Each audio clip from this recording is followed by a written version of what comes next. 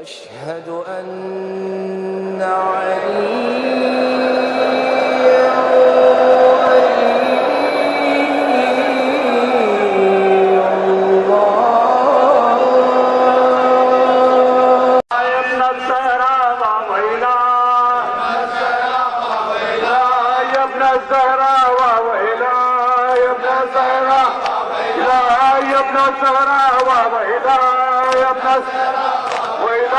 يا ابن الزهراء وإلهي مرحبا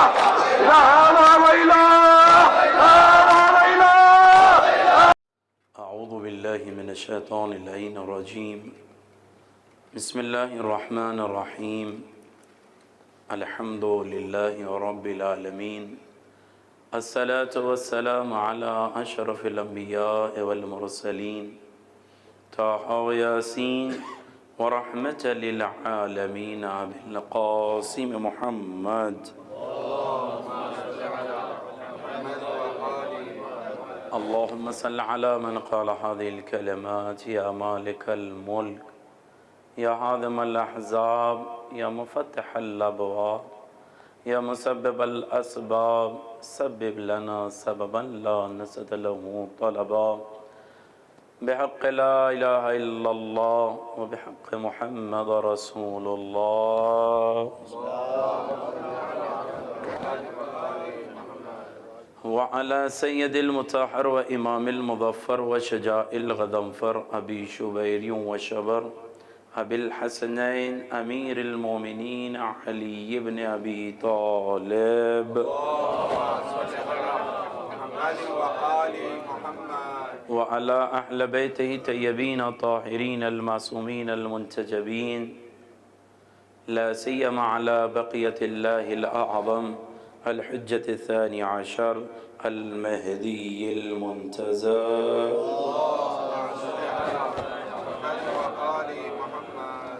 ولعنة الله على أعدائه مجمعين من الآن إلى قيام يوم الدين أما بعد فقد قال إمامنا الحسين عليه أفضل الصلاة والسلام مخاطبا لأصحابه فإني لا أعلم أصحابا أوفى ولا خيرا من أصحابي صلوات پڑھے محمد وعلى محمد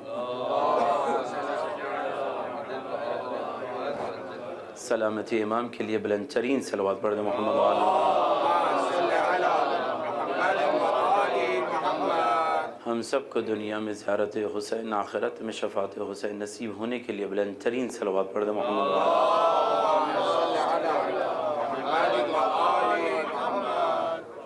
عزیزان گرامی افاضل و بزرگان موجود ہے، اپنی بات کو جلال جل پیش کر کر بات کو تمام کروں اور مصائب کا رخ اختیار کروں۔ امام مظلوم سید الشہداء صلوات اللہ وسلامہ علیہ اپنے اصحاب کو جمع کر کر خطاب فرماتے ہوئے کہتے ہیں انی لا اعلم اصحابا اوفا ولا خیرا من اصحابی، میں نہیں جانتا میرے اصحاب سے بہتر اور باوفا اصحاب کسی اور کے ہوں۔ اب اس جملے کو، امام کے کلام کو، منطوق کلام کو اگر بغور دقت دیکھا جائے تو امام یہاں بعنوان کلی گفتگو کر رہے ہیں یا مقتضی حال کے اعتبار سے کلام کر رہے ہیں یا فردی بحث ہے یا مجموعی بحث ہے۔ مقتضی کلام اگر صرف اور صرف جس طریقے سے اللہ نے بنی اسرائیل کو عالمین پر فضیلت دی، اگر یہ ہر زمانے کے لیے ہوتا ہے، ایک صلوات پڑھیں محمد وعلی محمد پر،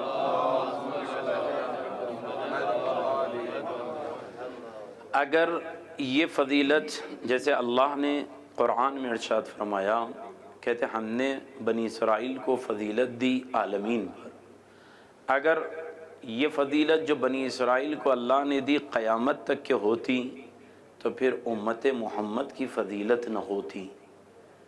ہر مفسر نے فریقین میں، چاہے اپنا ہو غیر ہو، ہر کسی نے لکھا وہ جو فضیلت اللہ نے بنی اسرائیل کو دی تھی وہ اسی زمانے سے محدود ہے۔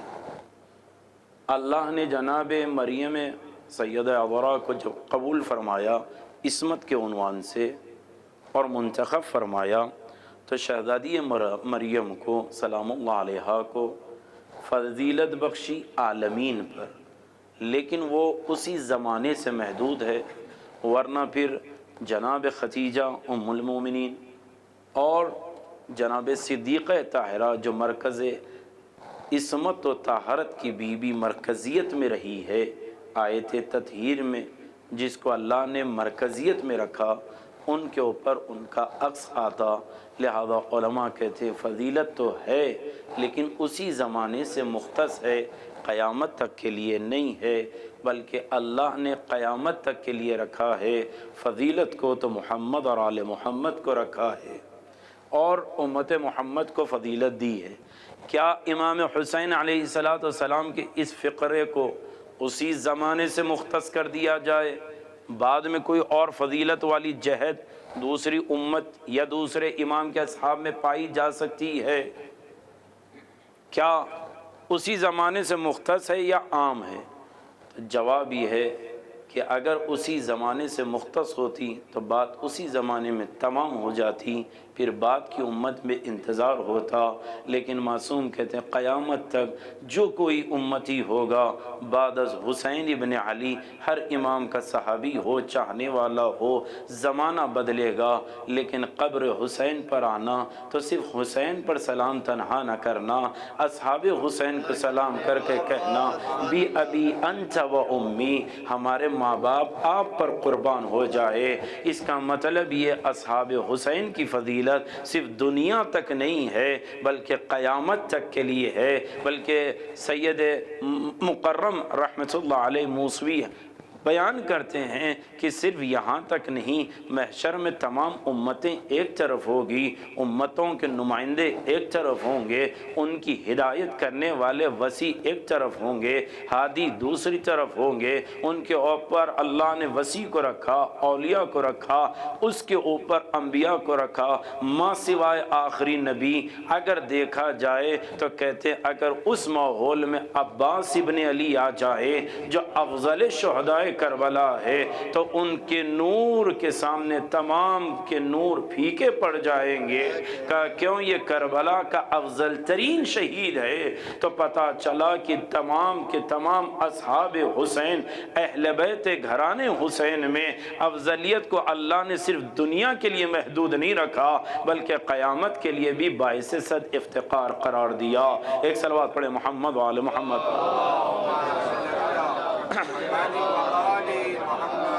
اب عزیزان گرامی، یہ تو ایک جہز زمانی اعتبار سے ہے، اب آئیے دوسرے اعتبار سے، کیا افضلیت مکان کے اعتبار سے بھی ہے؟ کہ سنو، جہاں اصحاب حسین ہے، اہل بیت کا گھرانہ ہے، وہاں کا مقام بھی اتنا افضل ہے کہ اگر کوئی دعا قبول نہ ہو، ایک صلوات پڑھیں محمد وآل محمد۔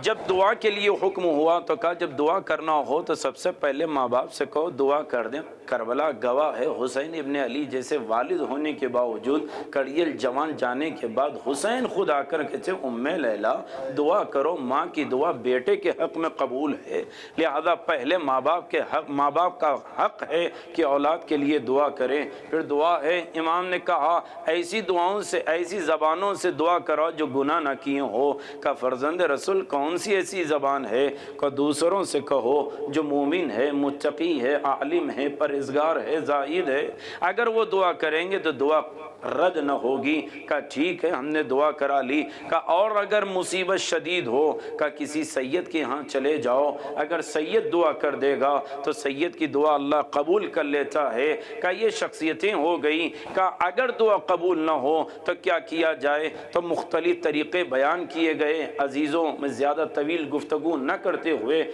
بس اتنا کہوں، میں کسی عالم کی مثال دوں تو شاید بات ہضم ہو نہ ہو، کسی متقی کی بات کہوں تو شاید قبول ہو یا نہ ہو، لیکن کوئی اور نہیں، 11ویں امام بیمار ہے، اپنے خادم سے کہتے ہیں جاؤ معلوم کرو کوئی کربلا جانے والا ہے۔ تو ایک آدمی نے آ کر کہا، ابو حشیم جعفری کہتے ہیں مولا ایک آدمی مل گیا وہ کربلا جانے والا ہے۔ امام نے اسے بلایا، عزیزو امام خود معصوم ہے، حجت الہی ہے، دعا کر دے تو رد نہیں ہوتی۔ امام وہ ہے جس پہ ملائکہ افتخار کریں، جس کے در پر عزت افتخار کریں، بلکہ عزت کو عزت ان کے در سے ملتی ہے، دولت کو دولت ان کے در سے ملتی ہے۔ اگر یہ ارادہ کر لیں تو مردہ زندہ ہو جاتا ہے، اشارہ کریں تو نقشے کا معدوم وجود میں آ جاتا ہے۔ یہ ہونے کے تمام صفتیں ہونے کے باوجود امام معصوم کہتے ہیں ابو حاشم جعفری جو کربلا جا رہا ہے اسے بلا لاؤ۔ جب آنے والا آیا تو امام نے کہا جانا تو قبہ امام حسین کے نیچے، قبر امام حسین کے قریب میری شفا یابی کے لیے دعا کرنا۔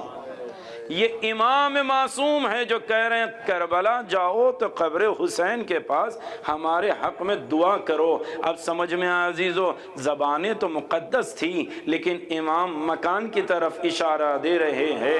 جب کوئی دعا قبول نہ ہو تو کہیں کا رخ نہ کرنا، کربلا کا رخ کر لینا، تو کربلا میں مانگی ہوئی دعا کبھی رد نہیں ہو سکتی۔ اسی لیے معصوم نے کہا قبہ امام حسین کے نیچے دعائیں قبول ہو جاتی ہے۔ اب عزیزو آخری میں بس اتنا کہہ کر اپنی بات کو آگے بڑھا دوں، مکان تو مکان کی عظمت اتنی ہے جہاں قبہ ہو، حرم امام ہو، قبر امام ہو، دعائیں قبول ہے۔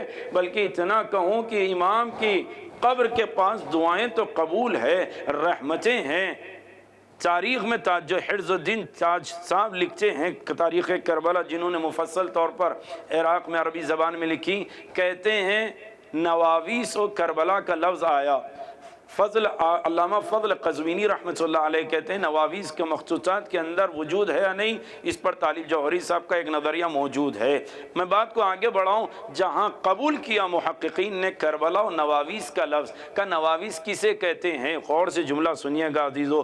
نواویس وہ جگہ تھی جہاں جناب حر کا آج روضہ ہے، اس کے اور امام حسین کے حرم کے درمیانی جگہ کو نواویس کہتے ہیں۔ کا نواویس کیا ہے؟ کا جہاں عیسائی اور انصاریوں کو لا کر ایک صندوق میں رکھ دیا جاتا تھا، دفنا دیا جاتا تھا، ایک نصرانیوں کا قبرستان تھا جہاں پر لوگ اس قدر گزرتے ہوئے ڈرتے تھے کہ یہ قبرستان ہے۔ یہاں تک کہ تاج الدین صاحب نے لکھا ایک برج بنایا گیا تھا کہ لوگ دفنانا چھوڑ چکے تھے، بلکہ بلندی سے لاشوں کو پھینک کر خوف کے مارے چلے جاتے تھے اور کوئی گزرنا نہیں چاہتا تھا، اتنے خوف کے عالم میں کہ وہاں کی اگر خاک اٹھا کر آگ میں ڈالی جائے، تشبیہ دی گئی، خاک اٹھا کر آگ میں ڈالی جائے تو آگ سے جب خاک آگ میں چلی جائے اور خاک آگ میں آنے کے بعد جب آگ اسے جلانا شروع کر دیں، گرم کرنا شروع کر دیں تو اس سے وہ بو آتی تھی جو مردے جلانے کی آتی تھی۔ کہا کیوں؟ اس خوف کا عالم تھا۔ اگر اطراف میں مسیب میں، نینوا میں، غاضریہ میں رہنے والے گزرتے تھے تو خوف کے عالم میں توبہ کرتے ہوئے گزرتے تھے، ہر کوئی جانا پسند نہیں کرتا تھا۔ یہی ماحول تھا، کربلا سے گزرنے کے لیے لوگ ڈرتے تھے۔ جب جناب حر نے امام حسین کو روکا، امام حسین نے رخ بدلا تو جناب زہیر قریب آ کر کہتے مقاتل اٹھا کر دیکھ لیں۔ جناب زہیر بن قین بجلی کوفے کے رہنے والے تھے، اس جگہ کے حالات سے واقف تھے، قریب آ کر کہتے مولا جلدی چلیے گا، بس جلدی گزر جائیے۔ مولا کہتے وجہ کیا ہے زہیر؟ کا مولا یہ بڑی خطرناک جگہ ہے، جو یہاں سے گزرا ہے بلا و مصیبت میں گرفتار ہو گیا ہے۔ امام کہتے رک جاؤ، خاک لاؤ۔ خاک لا کر امام کو دی گئی۔ امام نے سونگنے کے بعد کہا یہی کرب و بلا ہے۔ کہا مولا یہ کرب اور بلا ہے؟ کہا نہیں یہ کربلا ہے۔ امام حسین نے شہادت دینے کے بعد جہاں کی خاک سے لوگ گزرنے کے لیے ڈرتے تھے، جہاں کی مٹی اٹھانے کے لیے ڈرتے تھے، اللہ نے حسین ابن علی کی برکت سے وہاں کی خاک کو خاک کے شفا بنا دیا۔ اور وہاں کی خاک یہاں جہاں ہوگی، بلکہ اگر قبر میں کفن میں ہوگی تو اس پر عذاب عذاب نہ ہوگا، بیمار کو کھلا جائے تو شفا مل جائے گی۔ اگر یہ خاک انسان دنیا تو دنیا بلکہ قیامت میں اٹھا کر جنت میں رکھی جائے گی۔ کہا کیوں؟ کہا جہاں حسین دفن ہے وہاں کی عظمت اتنی ہے کہ اسے فنا نہیں آ سکتی۔ جب خاک کو فنا نہیں آ سکتی تو خاک کو چاہنے والے اور امام حسین کی محبت رکھنے والوں کو فنا کہاں سے آئے گی؟ ایک صلوات پڑھے محمد وآل محمد پر۔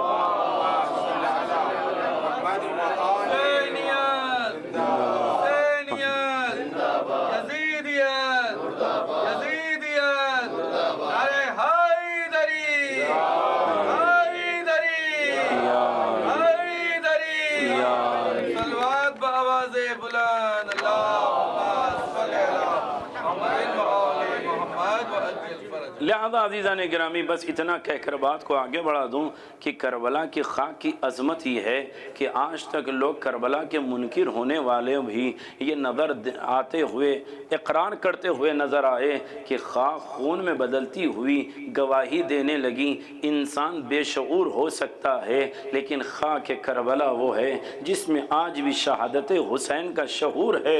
خود کو لہو لہان کر کر شہادت حسین کا پیغام دینے والی خاک کا نام ہے خاک شفا۔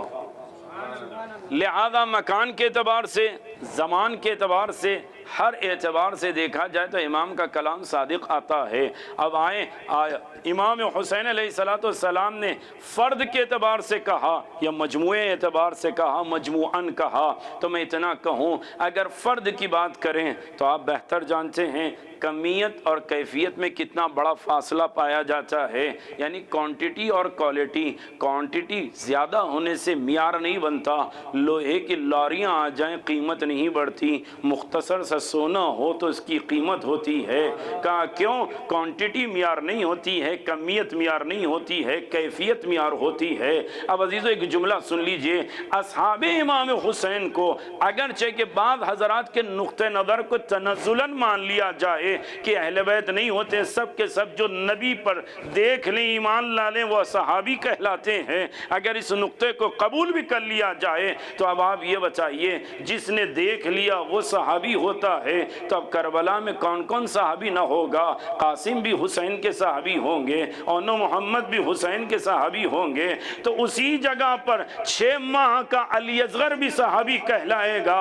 اب میں جملہ عرض کر رہا ہوں عزیزو، بعد از کربلا اگر نوکے نیزہ پر سر جاتے تو یقیناً لوگ مشوش ہو جاتے۔ نعوذ باللہ حکومت نے اعلان کرایا یہ لشکر باغی ہے، ایمان لانے والے متوقر ہو جاتے، پیشانی پر سجدگاہ کا نشان ہے، چہروں سے نور برس رہا ہے، پھر یہ کیسے باغی ہے؟ لیکن مظلومیت کا اور ظالم کا فیصلہ کرنے میں لمحہ فکر ہو، لمحے فکریہ ہوتا، کچھ وقت درکار ہوتا، تب جا کر فیصلہ کرتے، تب جا کر ججمنٹ کرتے۔ لیکن اللہ کے حبیب نے اپنے نواسے کو ایسی فکر دے دی تھی، حسین نے کہا اب کسی کو فکر کرنے کی ضرورت نہیں ہے، میں ایسے اپنی شہادت کا اعلان کروں گا جو دیکھے گا میری مظلومیت کی گواہی دے گا، ویسے جیسے کرنوں کو اور شعاع شمس کو دیکھ کر آفتاب اور سورج کی گواہی دیتے ہیں بغیر تفکر کے، ویسے ہی میری مظلومیت کی گواہی دیں گے۔ مولا کریں گے کیا؟ کہ میں اپنے ساتھ علی اصغر کو لے جاؤں گا، 6 ماہ کے سر کو جب نوکے نیزہ پر دیکھا جائے گا ہر کوئی کہے گا یا نہ ظالم ہے نہ باغی ہے بلکہ یہ مظلوموں کا لشکر ہے، اس لیے کہ جس کے یہاں 6 ماہ کے بچے پر رحم نہ کیا گیا اس میں بغاوت اور ظلم کی بحث نہیں ہے۔ تو میں کہوں جہاں پر انسان کوانٹٹی رکھ کر اپنے اعلان کر رہا تھا ہم نے صحیح کیا، وہاں پر 6 ماہ کا علی اصغر کا سر حسین کی مظلومیت کا اعلان کر کر بتا رہا تھا۔ کسی مبلغ کی ضرورت نہیں ہے، کسی مدرس کی ضرورت نہیں ہے، اگر عقل ہے تو علی اصغر کا سر حسین کی مظلومیت اور یزید کے ظلم کا اعلان کرتا نظر آئے گا۔ صلوات پڑھیں محمد وآل محمد پر۔ یہ اگر فردی دیکھا جائے، زمان کے اعتبار سے، مکان کے اعتبار سے، فرد کے اعتبار سے، لیکن یہاں بحث اگر ہم قبول نہ کریں، نہ زمان نہ مکان نہ فرد، کسی کی قبول نہ کریں، بلکہ امام حسین علیہ السلام نے فرمایا جیسے اصحاب مجھے ملے ویسے کسی کو نہیں ملے، میں نہیں جانتا ان سے باوفا کوئی ہو، تب اصحاب حسین ابن علی کی فہرست اٹھائیے، اس میں نام حبیب ابن مظاہر اسدی کا جو کہ پیغمبر کے صحابی ہے، مسلم ابن اوسجہ اسدی پیغمبر کے صحابی ہے، انس ابن کاہل اسدی پیغمبر کے صحابی ہے، بعض امام علی کے صحابی ہے، بعض امام حسن کے صحابی ہے، بعض ابو ذر غفاری کے غلام ترک کے رہنے والے موجود ہے، ابن مضارب موجود ہے، اسد ابن حنظلہ شبامی موجود ہے۔ امام کہنا کیا چاہ رہے ہیں بس عزیز و غور سے سنیے گا، یہی بات، اس کو بڑا غور سے سن لیجئے، بات پہنچ جائے تو میری محنت کامیاب ہے۔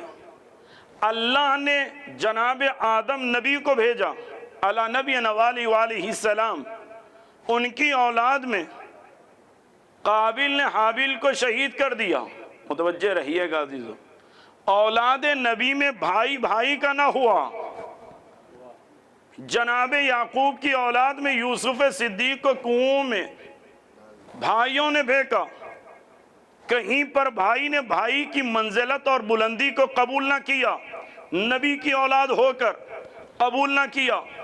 جناب لوط کی بیٹیوں کی جو نسبت دی جاتی ہے آپ اٹھا لیں تو کہیں پر بیٹی نبوت کے ساتھ نظر نہیں آئی، کہیں پر اولاد ساتھ نظر نہیں آئی، اور قرآن اٹھائیے سورہ تحریم میں جناب نوح اور جناب لوط کی زوجہ کے لیے کیا لفظ آئے ہیں؟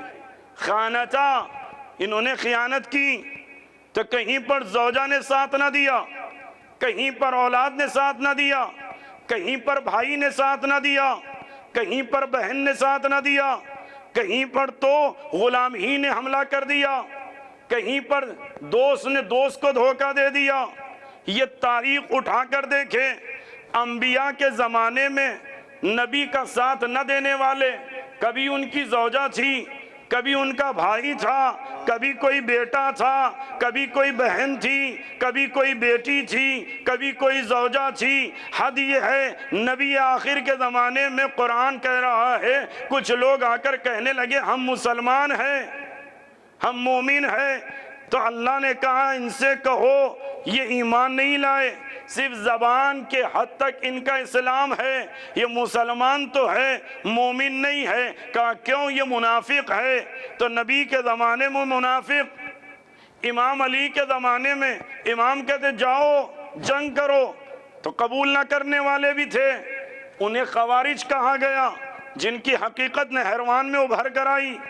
امام حسن کے زمانے میں شمر جیسا ملعون امام کے اصحاب میں شمار تھا، لیکن امام نے صلح کر لی تو مقابل میں چلا آیا۔ تو میں جملہ کہہ رہا ہوں، نبی کے زمانے میں منافق، علی کے زمانے میں خارجی، حسن کے زمانے میں ناصبی، یہی تین بیماریاں ایسی تھی۔ یا تو کوئی منافق تھا، یا دوسرا خارجی تھا، اور تیسرا ناصبی تھا۔ انہی کی وجہ سے کبھی نبوت کو دھوکہ ملا، کبھی امامت کو دھوکہ ملا، کبھی پھر کریم ابن کریم کو دھوکہ دیا گیا۔ اب عزیزو تمام چیزوں کو مد نظر رکھیے، کہیں پر زوجہ نے دھوکہ دیا، سورہ تحریم کہہ رہا ہے، کہیں پر اولاد نے دھوکہ دیا، لیکن تمام چیزوں میں کہیں نہ کہیں پر نقص پایا جاتا ہے۔ لیکن جب کربلا آئی ہے تو کربلا میں بھائیوں نے خود اپنے آپ کو ایسا پیش کیا جس کی قربانی پر حسین نے فخر کر کے کہا میرا بازو برابر بھائی عباس، کہیں پر کڑیل جوان علی اکبر، کہیں پر حبیب جیسا دوست۔ ارے تمام تو تمام، جہاں انبیاء کی زوجہ خیانت کار تھی، وہاں کربلا میں حسین کی زوجہ نے اپنے جوان کا سر شب عاشور گود میں رکھ کر کہا بیٹا کل جانا تو زندہ واپس نہ آنا۔ یہ سب ایک طرف، بلکہ بیوہ کے لیے تمام سرمایہ اس کا یتیم ہوتا ہے، لیکن کربلا میں ام فروہ نے کہا قاسم جانا واپس زندہ نہ آنا کا اس بات کی دلیل ہے انبیاء کی اولاد میں دھوکہ ملا ہے۔ انبیاء کی اولاد نے بھائی کا ساتھ نہ دیا، کہیں پر زوجہ نے ساتھ نہ دیا، کہیں پر بیٹی نے ساتھ نہ دیا، لیکن کربلا وہ واحد جگہ ہے جہاں پر حبیب کو شہادت کے لیے زوجہ نے تیار کیا، زہیر کو زوجہ نے تیار کیا۔ اور اتنا کہہ دوں کربلا میں حسین تنہا تھے، ہر رشتے میں تقویت تھی، بھائی جناب عبداللہ، جعفر، عثمان، عباس جیسے تھے، بیٹی سکینہ جیسے تھی، بہن زینب جیسے تھی، اور ساتھ دینے کے لیے حبیب جیسا دوست، اور غلام تو غلام جان جناب جان اس انداز سے تھے۔ جب آقا نے اجازت نہ دی تو یہی تو جملہ کہا شاید میں غلام ہوں اس لیے اجازت نہیں دے رہے ہیں۔ امام نے اجازت دے کر کہا یہ مکتب فکر ایسا ہے، نہ یہاں کوئی غلام ہے نہ ہی کوئی نوکر ہے، ہر کوئی ہے تو حسین کا صحابی ہے۔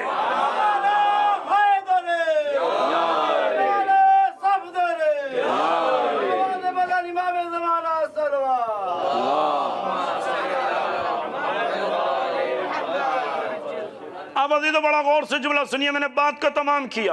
نبی کے زمانے میں منافق، علی کے زمانے میں خارجی، اور امام حسن کے زمانے میں ناصبی، ہر کسی نے اصحاب میں دھوکہ دینے والے تھے، کہیں پر دولت کی بنیاد پر، کہیں پر سیاست کی بنیاد پر، کہیں پر زعامت کی بنیاد پر، لیکن حسین ابن علی نے اپنے یہاں شب عاشور شمع بجھا دیا اور اعلان کر کے کہا جسے جانا ہے چلے جاؤ، ہم نے اپنی امامت کے بیعت کا طوق تمہاری گردنوں سے ہٹا لیا۔ ہر کوئی جوہری اپنے ہیروں کا امتحان و پہچان اجالے میں لیتا ہے، لیکن حسین وہ ہے شمع بجھا کر ہیروں کی پہچان کر رہے ہیں، کون اپنا ہے کون پرایا ہے۔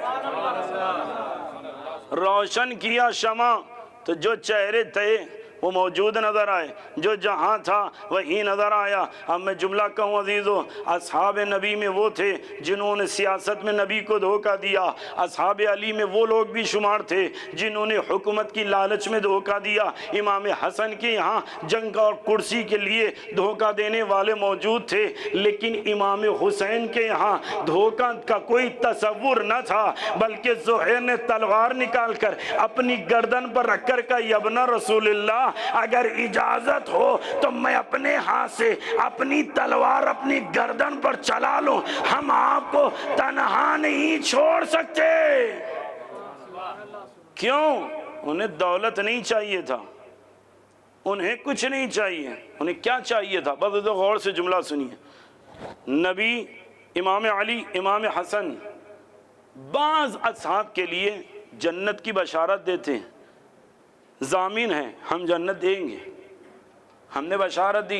نبی نے بعض مقامات پر عشر مبشرہ کے نام سے مشہور امام علی کے زمانے میں امام نے کچھ لوگوں کو، صحابیوں کو جنت کی بشارت دی، امام حسن نے جنت کی بشارت دی، لیکن عزیزو بہت کم روایتیں ملتی ہے کہیں امام نے دکھایا ہو جنت، صرف بشارت دی، ضمانت لی۔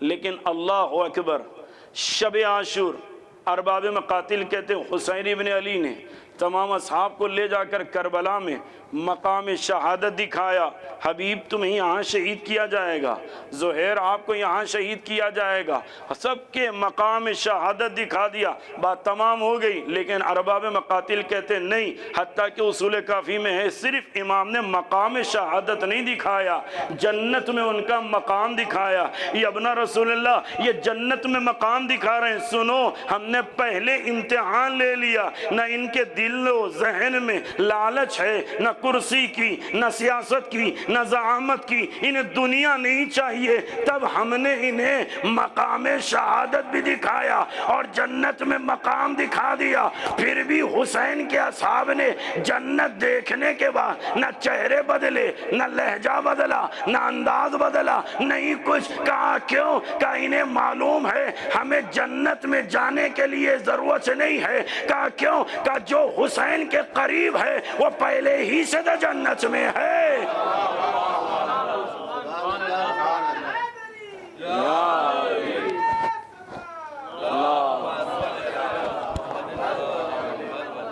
اب عزیزو، انسان خواہش رکھتا ہے، دنیا سے چلا گیا، جنت میں پہنچ گیا ولایت علی کی بنیاد پر، تو قرآن سورہ نبا میں کہہ رہا بسم اللہ الرحمن الرحیم اِنَّ لِلْمُتَّقِينَ مَفَازًا، بے شک کامیابی متقین کے لیے ہے، حدائق و اعنابا، بہترین باغ ہوں گے، بہترین انگور ہوں گے۔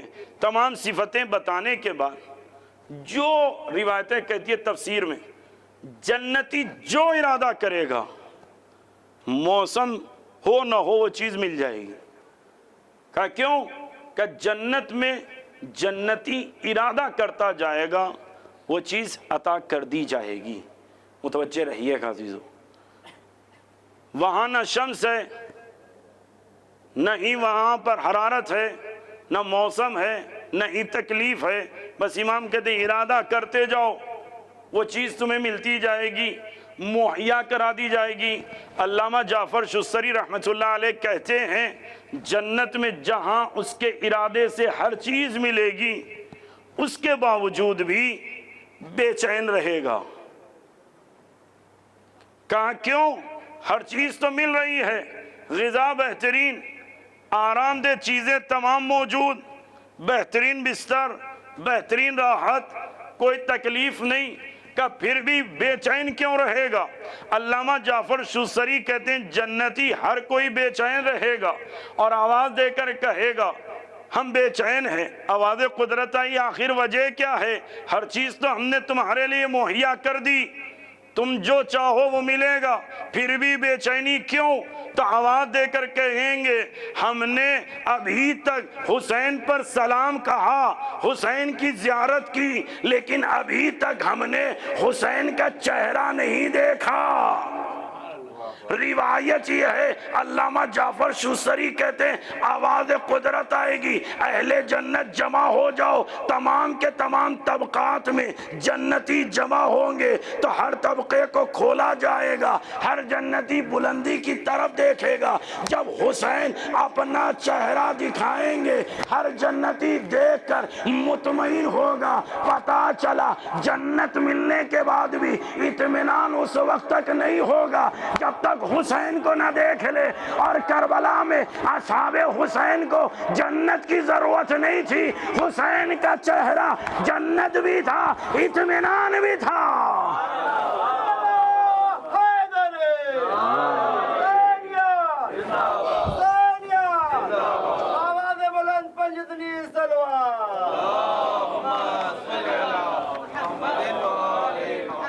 عزیز ایک دن جملہ کہہ دوں، ہر جگہ کہتا ہوں، یہاں پر بھی کہہ دوں، جوار علی ہے، جہاں پر بھی نعرہ لگے وہاں پر یا علی بلند آواز سے کہیے۔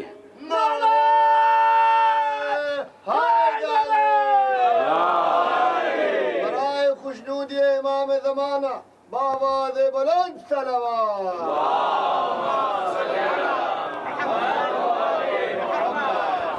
کہا کیوں؟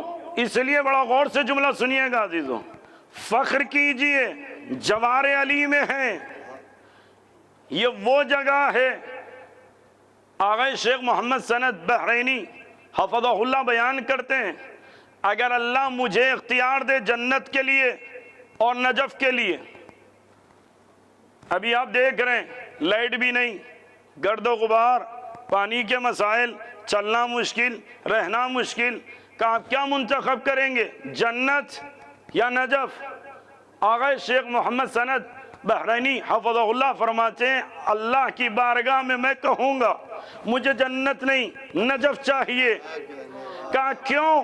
دلیل ہے یا جذبات کا دلیل ہے کا دلیل کیا ہے کہ جنت میں ولایت علی غم امام حسین کی بنیاد پر شفاعت اہل بیت پر میں جنت میں جاؤں گا، لیکن جنت میں کئی طبقات ہے، 6000 سے زیادہ طبقات ہے، اور علی اعلیٰ علیین میں رہیں گے، حسین بلندیوں پر رہیں گے۔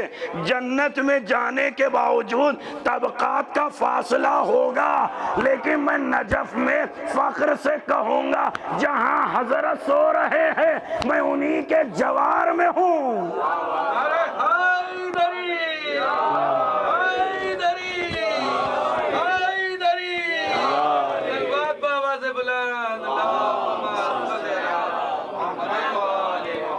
اور جب بھی علی کہیے بلند آواز سے، اس لیے کہیے، یہ نہ سوچیں محفل بن جائے گی، بانی خوش ہو جائے گا، ذاکر خوش ہو جائے گا، نہیں عزیزو، ہرگز نہیں، اس نیت سے نہیں، بلکہ اس نیت سے بلند آواز سے علی کہیے، کیونکہ علی کہنا یہ اعلان ہے کس چیز کا؟ کہ کربلا کی جیت کا اعلان یا علی ہے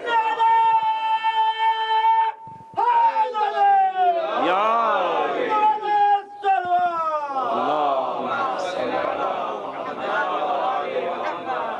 لہذا انسان اصحاب امام حسین کی خصوصیت کو دیکھیں، کیسے حسین کے چہرے کو دیکھ کر نفس اتنے مطمئن تھے، زخموں کے باوجود۔ مسلم ابن اوسجہ کے قریب جب حبیب گئے تو زخمی انسان اپنی تکلیفوں پر روتا ہے، لیکن اس عالم میں بھی مسلم حبیب کو کہتے ہیں فَأَشَارَ إِلَىٰ إِمَامِ الْحُسَيْنِ، حبیب امام حسین کی طرف اشارہ کرتے ہیں اور کہتے ہیں اوصیک بہذا الغریب، اس امام مظلوم کا خیال رکھنا، انہیں تنہا نہ چھوڑنا۔ عزیزان گرامی، الحمدللہ آپ حضرات آئے اور کسی اور کے پاس نہیں، کریم ابن کریم کے مہمان بن کر آئے۔ کامل الزیارات اٹھائیے، جو علماء بزرگ تشریف فرما وہ جانتے ہیں، صاحب کفایہ نے ارادے کی بحث میں 8 مقدمات کو طے کرنے کے بعد بتایا 4 مقدمے اختیاری نہیں ہیں، 4 مقدمے اختیاری ہے۔ شوق زیارت خود نہیں پیدا ہوتا، کا پھر کا من اراد اللہ بہ الخیر، اگر اللہ کسی بندے کے ساتھ اچھائی کرنا چاہتا ہے، فقذف فی قلبہ حب الحسین وحب زیارتہ، تو اس کے دل میں اللہ محبت حسین ڈالتا ہے اور زیارت حسین کی محبت ڈالتا ہے۔ شرح نہج البلاغہ میں علامہ جعفری رحمۃ اللہ علیہ بیان کرتے ہیں کہ زیارت کی کتنی عظمت ہے۔ علامہ جعفری کے قول سے پہلے بتا دوں، اگر بندہ صرف ارادہ کر لیں کہ میں امام کی زیارت کے لیے جاؤں گا، امام صادق آل محمد کہتے ہیں جیسے ہی وہ ارادہ کرے گا 4000 ملائکہ اللہ اس کی حفاظت کے لیے بھیجیں گے، ایک سامنے سے، دوسرا دائیں، تیسرا بائیں، چوتھا پیچھے سے، چاروں طرف سے اس کی حفاظت ہوگی۔ کہا کیوں؟ یہ ظاہر حسین ہے۔ امام معصوم کہتے ہیں جب وہ سامان سفر باندھنا شروع کرے گا تو پیشانی سے جب پسینے کے قطرات گریں گے، ہر قطرے پر اسے حسنات دیے جائیں گے، سیئات معاف کر دیے جائیں گے۔ اور آگے بڑھ کر کہ جب وہ ساز و سامان لے کر گھر سے برآمد ہوگا اور امام صادق آل محمد کہتے ہیں چہرے پر اگر دھوپ پڑے اور گرد و غبار اور دھوپ کی تمازت سے چہرے کا رنگ بدل جائے تو امام صادق کہتے ہیں خدایا ان چہروں پر رحمت نازل کرنا جن کا چہرے کا رنگ ہمارے جد کی زیارت کی وجہ سے بدل گیا۔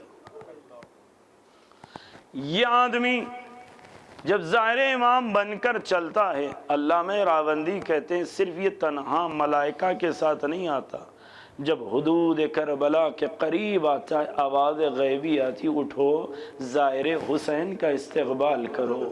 وہ شخصیتیں چلی آتی ہیں ایک زائر کے احترام میں جس کے ہاتھ سلامت نہیں ہیں. وہ جوان چلا آتا ہے جس کے سینے پر برچھی کی انی تھی. کیوں؟ زائر آ رہا ہے. عزیزو زائر کی عظمت بس اتنا سمجھ لیجئے کہ آپ سے روزانہ ملنے والے سلام کر کے گزر جاتے تھے، لیکن جب کسی کو پتا چلا آپ زیارت پہ جانے والے ہیں تو قریب آ کر رک کر کہتے ہیں بھائی جانا تو ہمارے حق میں دعا کرنا. اللہ اکبر. عزیزان گرامی، یہ وہ زیارت امام حسین ہے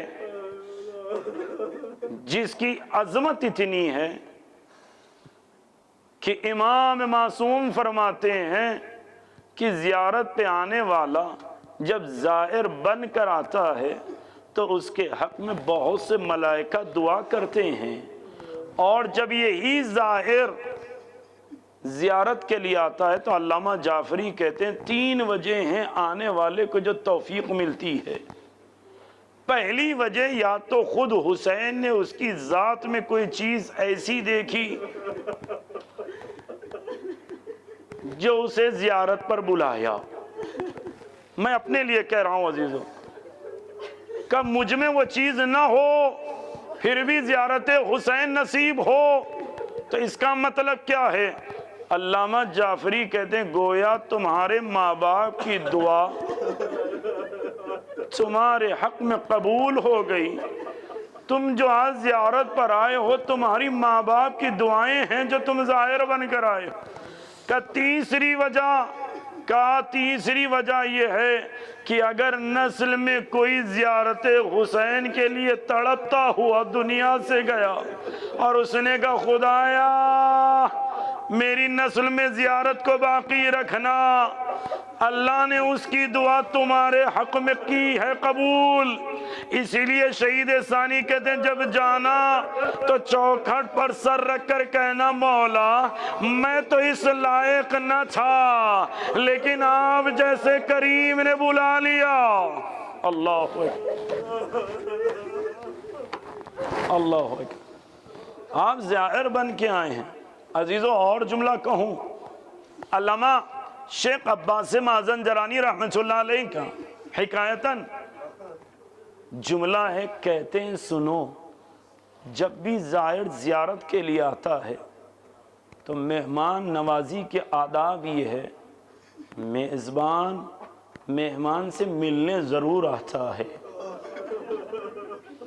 اللہ اکبر. عزیزو آپ نے سن لیا، میں نے کہہ دیا. کب کس کے قریب حسین آئے اور کس انداز سے اس سے ملاقات کریں مجھے نہیں معلوم. جو زائر آتا ہے ملائکہ بھی دعائیں دیتے ہیں، ہر کوئی دعا دیتا ہے، لیکن آداب زیارت امام حسین یہ ہے خوشبو کو ترک کر دو، لذیذ غذاؤں کو ترک کر دو، سر بڑھنا ہو، گریبان چاک ہو اور حسین کی بارگاہ میں آؤ. مفاتی میں بھی یہ حکایتاً موجود ہے، کہتے ہیں دروازے امام حسین پر رک جاؤ اور زیارت کے جملوں میں اجازت ہے زیارت امام حسین لو. لیکن عزیزو صرف امام حسین کے علاوہ کسی جگہ یہ جملہ نہیں ہے. کیا جملہ ہے؟ قبر امام کے قریب جانے سے پہلے رک کر کہنا اللہ مجھے اجازت دے کہ حسین کی بارگاہ میں جاؤں، پیغمبر اجازت دیجئے. لیکن علماء کہتے ہیں وہ خصوصیت کیا ہے؟ خصوصیت یہ ہے جب تک تمہارے آنکھ میں آنسو نہ ہو، تمہارا دل ملول نہ ہو، قبر حسین کے قریب نہ جانا. کہا کیوں؟ کہ جسے چاروں طرف سے گھیر کر مارا گیا ہو. اللہ اکبر. عزیزو یہ زائر نہیں ہے. میں ایک جملہ کہہ رہا ہوں عزیزو، یہ ظاہر نہیں ہے، بلکہ عصر عاشور جو حسین نے کہا تھا حل من ناصر، کوئی میری مدد کرنے والا ہے، آج جو ظاہر آیا ہے لبیک یا حسین۔ حسین ہم آپ کی آواز پر چلے آئے۔ استاد محترم آقا شیخ بشیر حسین نجفی حفظہ اللہ بیان کرتے ہیں، اگر کوئی مہمان میزبان کا پاس چلا جائے اور میزبان کو معلوم ہے مہمان کی فلاں چیزیں اس کے لیے ضروری ہے، تو ایک شفیق، ایک کریم میزبان اپنے مہمان کی تمام چیزیں پوری کر دے گا کہ اسی طریقے سے تم حاجتیں لے جا کر حسین کی زیارت کرو گے، حسین آپ کی ہر حاجت کو پورا کر دیں گے، تمام چیزیں، تمام ضروریات پورا کر دیں گے۔ لیکن جب حسین کے پاس پہلے دن جانا تو اپنی حاجتیں بیان نہ کرنا، بلکہ حسین کو پرسا دینا، حسین آپ کا کڑیل جوان مارا گیا، ہم پرسے کے لیے آئے ہیں، آپ کے قاسم کو پامال کر دیا گیا، مولا ہم پرسے کے لیے آئے ہیں۔ اللہ اکبر۔ عزیزو پرسہ ضرور دیجئے گا۔ اللہ نے زیارت حسین ابن علی کی شرف سے ہماری عزتوں میں اتنی بلندی پیدا کر دی۔ عزیزو اس زیارت کے وقت کو فرصت سمجھیں، غنیمت سمجھیں، جتنا فائدہ اٹھا سکتے ہیں اٹھائیے گا۔ بس ایک جملہ کہہ کر آگے بڑھ جاؤں، ہم اس وطن سے ہیں جہاں ہمارے یہاں لوگ نماز پڑھنے کے بعد حسین کی زری کی تصویر پر ہاتھ رکھ کر کہتے ہیں مولا ہمیں بھی زیارت پہ بلا لیجئے مولا۔ لوگ چازی اٹھا کر رو کر کہتے ہیں مولا ہمیں بھی زیارت پر بلا لیجئے مولا۔ اللہ نے آپ کو ہم سب کو شرف زیارت دیا ہے، اس زیارت کا فائدہ اٹھا کر سب کا پرسہ، سب کی طرف سے، مومنین کی طرف سے حسین کو پرسہ دیں۔ کہ کس چیز کا پرسہ دیں گے؟ کتنے افراد کا پرسہ دیں گے؟ حسین کو حبیب کا پرسہ، حسین کو زہیر کا پرسہ، حسین کو اسعد ابن حنظلہ شبابی کا پرسہ، حسین کو کڑیل جوان کا پرسہ، حسین کو انو محمد کا پرسہ، حسین کو قاسم کا پرسہ۔ عزیزو ان پرسوں میں حسین نے آپ کو یاد نہ کیا، لیکن جو 6 ماہ کا لاشا اٹھایا تو آواز دے کر کہتے شیعتی لیتکم فی یوم عاشورا جمیعا تنظرونی کیف استسقی لطفلی فابوا ان یرحمونی۔ اللہ اکبر۔ عزیزان گرامی، آپ نے زیارت کی شرائط، عظمت اور کرامت کو سن لیا۔ اب میں ایک جملہ زیارت ناہیہ کا پڑھ رہا ہوں۔ امام زمان زیارت ناہیہ میں کہتے ہوئے امام حسین کو مخاطب کر کر اے مولا حسین میں آپ پر صبح و شام روتا ہوں، بدل دموع دما، اب آنکھ سے آنسو کی جگہ خون نکل آتا ہے۔ اسی نجف اشرف کا واقعہ موجود ہے۔ کہتے ہیں مسجد سہلہ میں 40 ہفتے شب جمعہ یا شب چہارشنبہ جانے پر امام سے یقیناً ملاقات ہوگی۔ ایک عالم دین نے پوری مدت تک یہ عمل انجام دیا۔ وہ وقت بھی قریب آیا، آنے والے نے کہا چلو تمہیں امام بلاتے ہیں، آنکھیں بند کر لو۔ اس نے آنکھیں بند کر لی۔ کچھ دیر کے بعد امام کے سامنے ظاہر ہوا، کہا آنکھیں کھولو۔ اس نے آنکھیں کھولی تو کیا دیکھا؟ امام معصوم ہے، سبز رنگ کا لباس ہے، چہرے سے نور ساطع ہے۔ یہ فوراً کہتا ہے السلام علیک یا ابن رسول اللہ۔ امام نے سلام جواب دے کر کہتے ہیں چاہتے کیا ہو؟ کیوں توسل اور استغاثہ بلند کر رہے تھے؟ کہا مولا نہ دنیا کی کوئی خواہش ہے نہ آخرت کی کوئی تمنا ہے۔ کہا پھر کیوں یاد کر رہے تھے؟ کہا مولا میں وہ جملہ سمجھنا چاہتا ہوں کہ اب حسین پر صبح و شام روتے ہیں، وہ کون سی مصیبت ہے جہاں آنسو کی جگہ خون روتے ہیں؟ بس اتنا کہنا تھا۔ امام کہتے ہیں امام نے اپنے سر سے عمامہ اتار دیا، اس قدر روئے کہ امام ہچکیوں پر آ گئے۔ اللہ اکبر۔ جب عالم دین نے دیکھا امام کلام کی یہ قدرت نہیں کہ امام گریے میں مشغول ہے، تو اس نے کہا آقا میں مصائب پڑھتا ہوں، آپ اشارہ دے دیجئے گا۔ امام نے کہا بسم اللہ۔ اس عالم دین نے کہا مولا کیا علی اکبر کا ایڑیاں رگڑنا؟ امام نے کہا نہیں۔ کہا قاسم کا پامال لاشا؟ کہا نہیں۔ کہا علی اصغر کا گلا؟ کہا نہیں۔ کہا عباس کے بازو؟ کہا نہیں۔ کہا کند خنجر کا سوکھے گلے پر چلنا؟ امام نے کہا نہیں۔ کہا زینب کی چادر؟ کہا نہیں۔ پھر عالم نے ہاتھ جوڑ کر کہا مولا پھر آپ ہی بتا دیجئے وہ کون سی مصیبت ہے؟ عزیز و جملہ غور سے سننا۔ مولا پھر آپ ہی بتا دیجئے وہ کون سی مصیبت ہے؟ عزیز جملہ غور سے سننا، ہاتھ خالی نہ رکھنا۔ جملہ یہ ہے، امام نے قابو پا کر کے جملہ کا سن عالم دین ہمارے شیعوں تک پیغام پہنچانا۔ جب کبھی میں وہ منظر یاد کرتا ہوں کہ جہاں ہماری پھوپھیوں کو ارے اس دربار میں لے کر گئے جہاں ساسوں کرسی نشی شرابیوں کے درمیان علی کی بیٹی کھڑی تھی اور منادی آواز دے رہا تھا یہ علی کی بیٹی۔ اللہ، جب بھی یہ منظر یاد کرتا ہوں تو خون کے آنسو روتا ہوں۔ علامہ شیخ عباس قمی کہتے ہیں عزیز و دربار یزید آسان مرحلہ نہیں ہے۔ یزید ملعون آیا بلندی پر بیٹھا اور نیچے تشت میں کٹا ہوا سر حسین رکھا۔ ملعون کے ہاتھ میں ایک عدد چھڑی تھی۔ ملعون حسین کے لبہائے مقدس کی توہین کرنے لگا۔ سکینہ تڑپ کر کہتی بھیا میرے بابا کی سر کی توہین ہو رہی ہے۔ سید الساجدین نے بہن کو سمجھانا چاہا۔ یزید ملعون کہتا ہے یہ کون ہے؟ کہا یہ سکینہ ہے۔ کہا اچھا ہم نے بڑا نام سنا ہے، حسین سکینہ کو بہت چاہتے تھے۔ کہا ہاں حسین بہت چاہتے ہو۔ ارے سنو سکینہ اپنے بابا کو آواز دو۔ علامہ مہدی کہتے بی بی نے اپنے بھائی کو دیکھا، امام سجاد نے کہا بہن آواز دو۔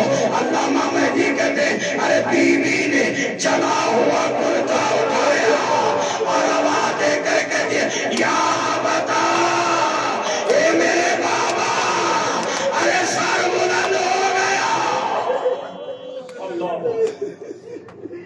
امام معصوم کے سامنے جب بھی اصحاب نے تسلی دی، امام نے کہا الشام الشام الشام، شام نہیں پہنچ سکتے۔ کہ مولا اس سے مراد کیا ہے؟ ارباب مقاتل نے وضاحت میں لکھا، کہتے ہیں بازار شام، دربار شام، زندان شام، مصیبتیں بڑی سخت ہے عزیزو۔ روایت یہاں تک ہے شیخ یعقوب کوئیچی لکھتے ہیں جناب سکینہ رخسار خاک پر رکھ کر سو رہی تھی، اچانک خواب میں کیا دیکھا؟ امام حسین آ کر کہتے بیٹی چلی آؤ۔ جیسے یہ سننا تھا سکینہ نیند سے بیدار ہوئی، آواز دے کر کہتے پھپھی اماں میرے بابا آ گئے، بھیا میرے بابا چلے آئے ہیں۔ ہر بیوی رونے لگی۔ یزید ملعون نے سر حسین دربار سے ارے روانہ کیا زندان کی طرف۔ عزیزان گرامی سر سید الشہداء زندان میں آیا ہے۔ امام سجاد نے سر کو لیا، اپنی بہن کے حوالے کیا۔ آپ نے غور سے جملے سننا ہے عزیزو، آپ یہ مصیبت کو کیسے سنو گے مجھے نہیں معلوم۔ روایت کہتی ہے ارباب مقاتل لکھتے ہیں کہ سکینہ کے ہاتھ بڑے چھوٹے تھے، اپنے بابا کا سر لیا، چھوٹے چھوٹے ہاتھوں میں رکھ کر مرثیہ پڑھنا شروع کیا۔ جناب سکینہ نے مرثیہ پڑھا۔ کیا مرثیہ پڑھا؟ شہزادی سکینہ نے مرثیے میں کہا یا ابتا من الذی للیتاما، اے بابا یتیموں کا کون خیال رکھنے والا ہے؟ یا ابتا من الذی للاراملہ، اے میرے بابا یہ بیواؤں کو سہارا کون دے گا؟ ابھی تک حسین بیٹی کی طرف دیکھ رہے ہیں۔ جناب سکینہ کہتی ہے یا ابتا من الذی بعدک ارجوک، اے بابا آپ کے بعد کس کی طرف رجوع کریں؟ اس کے بعد جناب سکینہ نے کہا یا ابتا انظر الیہ، اے میرے بابا میری طرف دیکھو، مجھے تماچے لگائے گئے، میرے دامن میں آگ لگائی، میرے گالوں سے بوندے کھینچ لیے گئے۔ یہ کہنے کے بعد بیوی نے کہا من الذی ایتمنی فی صغر سنی، اے میرے بابا مجھے کس نے یتیمی میں کم سنی میں یتیم کر دیا؟ ابھی اتنا کہنا تھا۔ علامہ کہتے ہیں ابھی تک جو حسین کی آنکھیں کھلی تھی وہ آنکھیں بند ہو گئی، اور جیسے ہی بند ہونا تھا جناب سکینہ نے مرثیے کا رخ بدل کر کہا یا ابتا من الذی خطبک بدمائک، اے میرے بابا آپ کی داڑھی کو کس نے خون سے رنگین کر دیا؟ یا ابتا من الذی قطع وریدک، اے میرے بابا آپ کی رگوں کو کس نے کاٹ دیا؟ علامہ کہتے ہیں ابھی تک حسین نے آواز نہ دی، جناب سکینہ نے سر کو لیا اور ایک جملہ کا بابا آج تک میں آپ کے سینے پر سوتی رہی، لیکن آئے بابا آج میرے سینے پر آپ سو جائیے۔ ارے بیٹی لیٹ گئی، بابا کا سر سینے پر رکھ لیا، ارے کورام مچ گیا، ارے ہر بی بی کی آواز بلند تھی۔ زینب نے کہا سچار بہن کی خبر لو، ہاتھ پکڑا، انا للہ انا للہ و انا الیہ راجعون۔ مصائب عزیزہ نگرامی امام سجاد نے کلمہ استرجاع کو پڑھنے کے بعد وہ وقت کیا گیا۔ بس 3 روایتیں سن لیجئے عزیزوں، میں نے مصائب کو ختم کیا۔ زندان میں پردہ لگایا گیا اور غسالہ کو بلایا گیا۔ غسالہ آئی، جناب زینب سے اجازت لیا، امام سجاد سے اجازت لے کر غسالہ جیسے ہی گئی، کچھ دیر کے بعد واپس آ کر بیٹھ گئی۔ جیسے ہی بیٹھی جناب زینب سے کہتے بی بی یہ بتائیے اس بچی کو کون سی بیماری تھی؟ جناب سکینہ نے کہا خدا کی قسم کوئی بیماری نہ تھی۔ غسالہ نے ہاتھ پکڑ کر کہا میں کسی کو بیان نہ کروں گی۔ جناب زینب نے کہا یہ کیوں پوچھ رہی ہے؟ کہا بی بی جب میں پیراہن کو بدن سے الگ کرنا چاہتی تھی، ارے سکینہ کی کھال نکل آتی، ارے پشت پر سیاہ کا، ارے زینب نے کہا غسالہ، ارے دامن میں آگ لگائی گئی، تازیانے برسائے گئے۔ الغرض غسالہ پہ غسل دے کر آئی ہے۔ عزیزوں ارباب مقاتل کہتے ہیں یہ بی بی اتنی مظلوم ہے کہ آئیں پرسہ دیں حسین بن علی کو۔ کہا حسین ہم پرسہ دینے کے لیے اعظم اللہ لکم العجر والثواب، مولا آپ کو بہترین پرسہ دینے کے لیے آئے ہیں، لیکن ابھی تو مصیبت یہ ہے حسین کی ماں کا لاشا بھی اندھیرے میں اٹھا، حسین کی بیٹی کا لاشا بھی اندھیرے میں اٹھا، وہاں ماں پر بھی تماچے، بیٹی پر بھی تماچے، وہاں پر بھی آگ، یہاں پر بھی آگ، لیکن ایک فرق یہ ہے جب علی نے فاطمہ کو مدینے میں اٹھایا تو ہاتھ خالی تھے، لیکن زندان میں سید الساجدین نے بہن کو اٹھایا، ہاتھوں میں ادکڑی، پیروں میں بیڑی۔ رو کر کہتے ہیں سید الساجدین سکینہ بہن مائی مظلوم ہے، یہ کہہ کر حسین کی فرزند نے سکینہ کو دفن کیا۔ عزیزوں میں نے مصائب کو ختم کیا۔ جب اجازت ملی تو شہزادی زینب نے کہا سید الساجدین پہلے ہماری چادروں کو واپس لے آؤ۔ امام چادر لے آئے۔ عزیزوں جب چادر آ گئی تمام بیویوں کی تو بیوی تقسیم کرنا شروع کیا۔ یہ ام لیلہ آپ کی چادر، یہ ام فروا آپ کی چادر، یہ جناب ام کلثومی آپ کی چادر، فضائی آپ کی چادر، ہر چادر بڑھ گئی۔ علامہ مہدی کہتے ہیں آخری میں بس ایک چادر بچ گئی۔ زینب نے آخری چادر کو دیکھ کر کہا سکینہ اے بیوی ارے چادر آپ کی مل گئی۔ یہ کہنے کے بعد زینب نے اپنے عبا میں چادر کو رکھ لیا۔ علامہ سید محمد عسکری کہتے ہیں جب بیویاں اربعین کے لیے آئی ہیں بس عزیزوں میں نے مصائب کو ختم کیا۔ آخری روایت علامہ محمد عسکری کہتے ہیں قبر حسین کے قریب اونٹ آتا، جب بیٹھتا بی بی ام کلثوم محمد سے اترتی، اونٹ آتا بیٹھا تو بی بی رقیہ اترتی، پھر اونٹ آتا پھر بیٹھتا تو محمد سے فضا اترتی۔ لیکن علامہ محمد عسکری کہتے ہیں غضب ہو گیا اس وقت، ہر اونٹ بیٹھنے کے بعد بی بی اتری ہے لیکن ابھی زینب کی سواری آئی، اونٹ بیٹھا بھی نہ تھا، بلندی سے زینب نے گرا لیا۔ اے بھائیا اربعین کے لیے بہن آئی ہے، ارے قبر پر ہاتھ رکھا، سکینہ کی چادر نکالی، بھائیا تیری امانت زندہ میں۔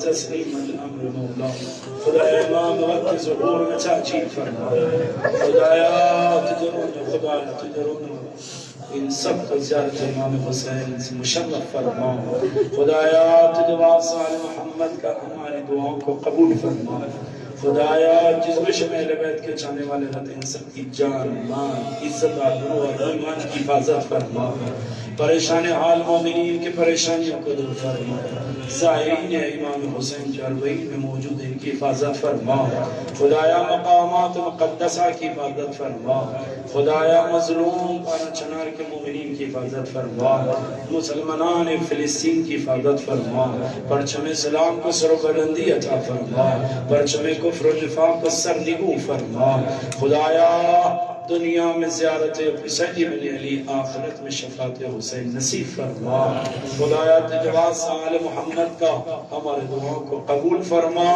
خدایا تیری بارگاہ میں یہی دعا ہے اگر دشمنان آل محمد لائق ہدایت تو ہدایت عطا فرما، انہوں نے نیست و نابود فرما، خدایا ہمارے دعاؤں کو قبول فرما، ماتمداروں کے بازوں میں قوت حیدری عنایت فرما، خدایا تمام عزاداران حسینی بن علی کی حفاظت فرما، حاسدین کے حسد سے اشرار کے شر سے محفوظ فرما، خدایا تمام مشی کر کر جانے والوں زائرین کی اس زیارت کو قبول فرما، خدایا تمام زائرین حسینی بن علی کی زیارت کو قبول فرما، ہم سب کو بارہا بار زیارت حسین نصیب فرما، خدایا ہمارا خاتمہ بلائے علی محمد پہ فرما، شب اول لیل قبر میں زیارت امیر المؤمنین نصیب فرما، خدایا جنت البقیع پر سایہ عنایت فرما، خدایا تیری بارگاہ میں یہی دعا ہے امام وقت کے ظہور میں تعجیل فرما، ان کے لشکر میں ہم سب کا شمار فرما، ربنا تقبل منا انک انت السمیع العلیم۔